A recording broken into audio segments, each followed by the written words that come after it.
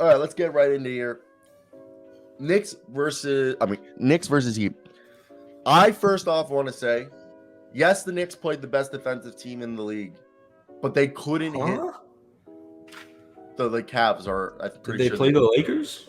No, but I'm pretty sure the Cavs ended as a season on the whole. Oh my goodness, sorry. Yeah. I did not. Yeah, on the season as a whole, I'm pretty sure the Knicks. I could really talk about the Bucks all day. Like the whole Bucks thing, like I'm still on the Bucks in my mind. You know what I mean? But I know we have to move on. But like that whole Bucks thing is it's perplexing. Yeah, you know what I was thinking of driving here today? I was like, fear the deer. I'm a Chicago boy. I don't think I've ever met anybody in my entire life who would ever fear a deer. There's nothing to fear with deer. Deer ticks, Lyme disease.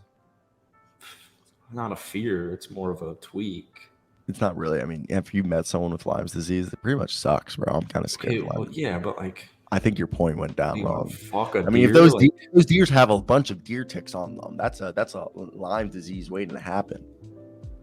Yeah, but I'm not fearing like imagine something cool like a warrior. I don't know, man. I'm pretty scared of a warrior.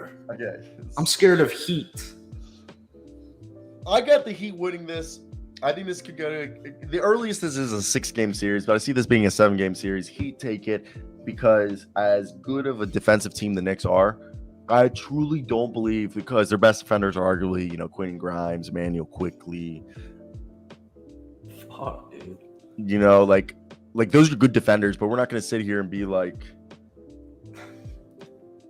Yeah, like right now is the Miami Heat. Similarly, is Julius Randle playing healthy? No, Julius Randle is the furthest thing from health, and that's what's a little alarming for the Miami Heat is Julius Randle, since he's gotten back from injury, he's a shell of himself, and they're still taking these teams down. They're still taking one of the best defensive teams in the entire league down. So if the Miami Heat, well, I think they had 6 players shoot over 45% from downtown in the first round. Let's break this down by position group. This is how I did in my video. The point guard battle. Kyle Lowry, Gabe Vincent versus Jalen Brunson and Emmanuel Quickley. But in the guard battle, who's better? Jalen Brunson and Quickley. Jalen Brunson, Emmanuel Quickley, or Donovan Mitchell and DG the PG? You're right. You're 100% right. Donovan Mitchell and DG the PG. So, well, I also want to say though, Kyle Lowry and Gabe Vincent on paper aren't as good as Jalen Brunson and Emmanuel Quickley, but you will say defensively, you would say they're almost on par as Quickley and Brunson. But offensively, Quickley and Brunson are way better than our boys. So I go right here. Somebody commented on my video that they believe if Brunson has a bad game, Heat will win. If Jimmy Butler has a bad game, the Knicks will win that game. And I think that's a really good because let's be honest, Julius Randle has had good moments in the playoffs, but the Knicks are here because of Jalen Brunson. And obviously Josh Hart and the everyone through it. But this team can't score. They get to the free throw line, but like they can't shoot so far. And Big Oso said it good. Mitchell Robinson has a big impact. But that's another thing. I think I said this in my video. The biggest battle of the game is either going to be the wings, where it's Caleb Martin and I'm like literally blanking on their link. Caleb Martin, Max Strus, Duncan Robinson versus Quentin Grimes. You got RJ Barrett and Josh Hart. That's going to be a big battle between those 6 guys, 3 on each team. And then the front court, which is Kevin Love, Bam Adebayo, and Cody Zeller. And people were like asking me like I'm an idiot, but like I said, look, Cody Zeller and Bam Adebayo are bigger than Julius Randle. And Julius Randle will get switched onto them at points. But at the same time, when you look at this, Bam Adebayo is better than Mitchell Robinson and Isaiah Hartenstein and Obi Toppin. Straight up. Okay? Offensively and defensively. And then you would say Mitchell Robinson and Isaiah Hartenstein and Obi Toppin and Julius Randle are better than Kevin Love and Cody Zeller. But Kevin Love does something, the drawing of charges, that is huge. Yeah. And knocking down 5 threes in the elimination. That's what I'm saying, and stretching the floor. And it just becomes hard when you look at this team. how the Heat are constructed, because the lineup they ran last night was, I believe, Kevin Love, Bam Adebayo, I think Jimmy Butler, Gabe Vincent, and I think Max Strus was the starting lineup for the Heat last night. And yeah, I know Big Osa said their bigs played two. Okay, they're about equal. And yeah, Obi's been playing good. I think the front court's a good matchup. Okay, the Knicks front court of Toppin, Zeller, Randall. I mean, my apology, Hartenstein, Robinson, Randall, and Toppin matches up well against the Love, Zeller, Adebayo. Adebayo, we agree on paper, is better than any player on the Knicks front court, but the Knicks have more depth than the Heat. I don't think it's that big of a difference because Julius Randle was a dog and he had a dog of season. I think the re-aggravation of the ankle is very unideal, but at the same time, Bam Adebayo, until yesterday, had done nothing close to what he usually does. So it is going to be interesting. The Bam Adebayo, even though it's not going to be a one-on-one matchup, Bam Adebayo versus Julius Randle is definitely going to be something to keep an eye on. I know we got a lot of Knicks fans in the chat right now, and I would fully, if this was the first round of the playoffs, I would fully agree with you guys. The Knicks are the second worst. They're the third worst scoring offense in the NBA this playoffs. The Miami Heat are the highest scoring offense. They're made the second most threes. They've made they're number one in 3-point percentage. I think it's at 45.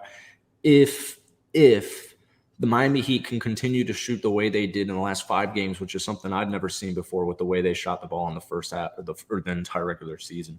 If the Heat continue to shoot the way they've shot with their role players and Jimmy Butler doing Jimmy Butler things, I don't think the Knicks can pull it off. But if the Heat get back to the regular season Heat, the Knicks will definitely win.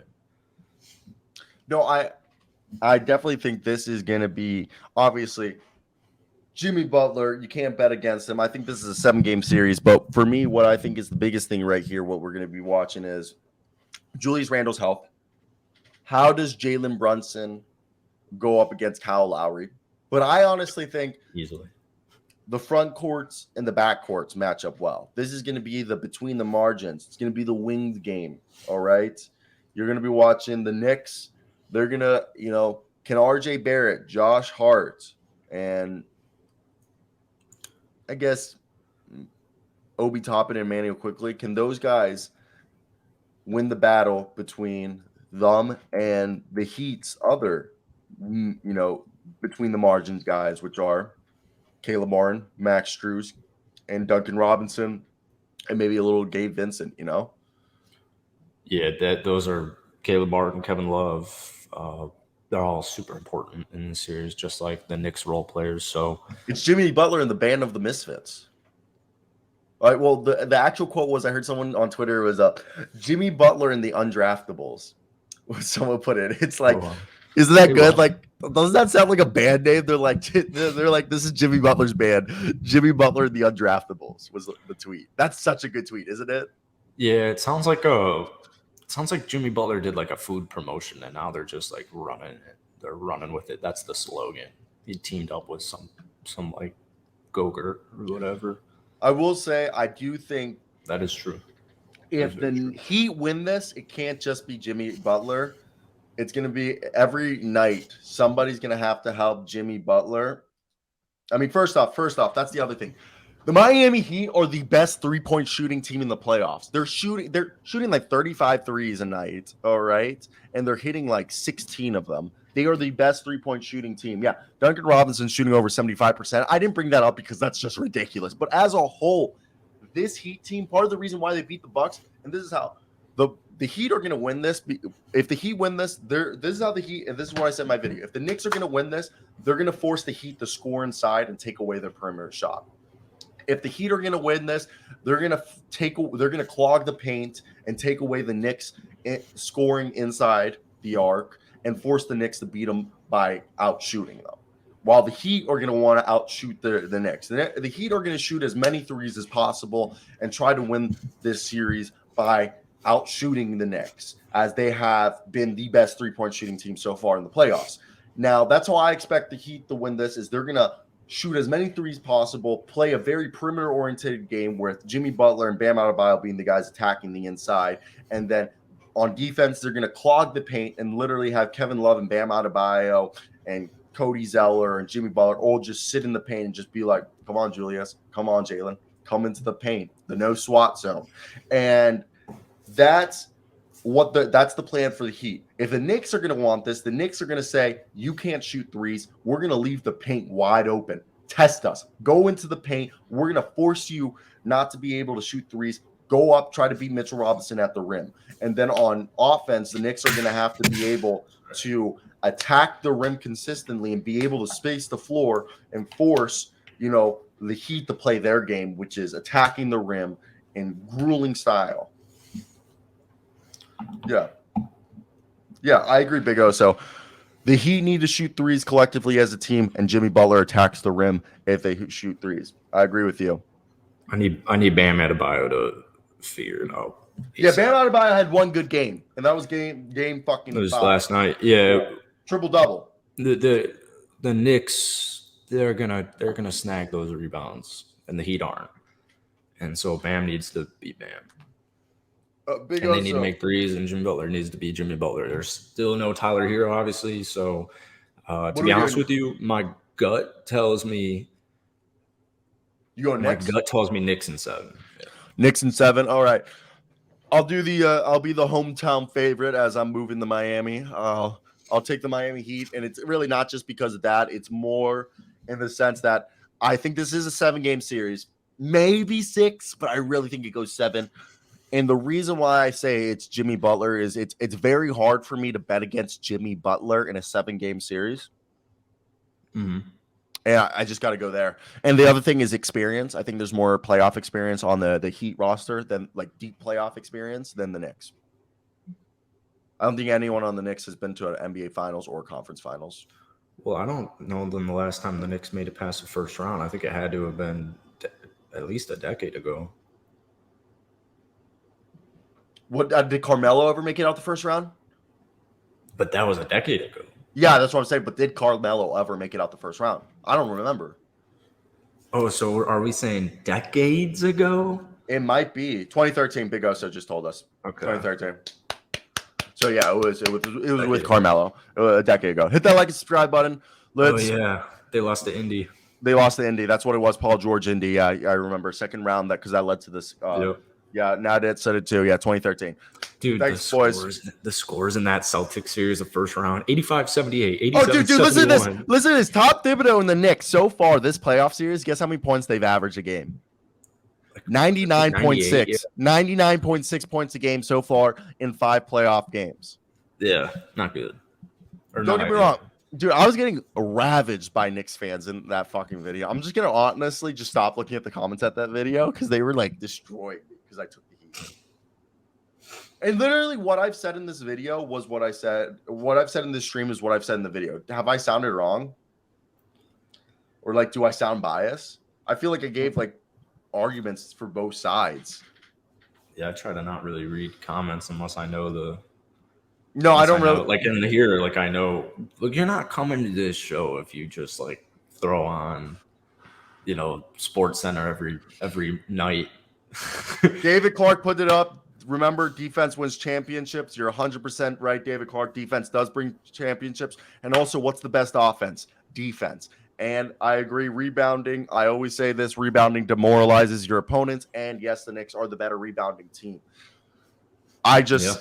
The only thing that's holding me, I think this is a 7-game series, regardless of who wins. And I do believe the Knicks have a very good shot of winning. I just can't, if I'm saying this is a 7-game series, in my mind, it's literally like committing a sin that did not take Jimmy Butler in a 7-game series. Yeah, we'll see. It's going to be a good, gritty, grindy series. Yeah. Now, I believe, what was the other team what else?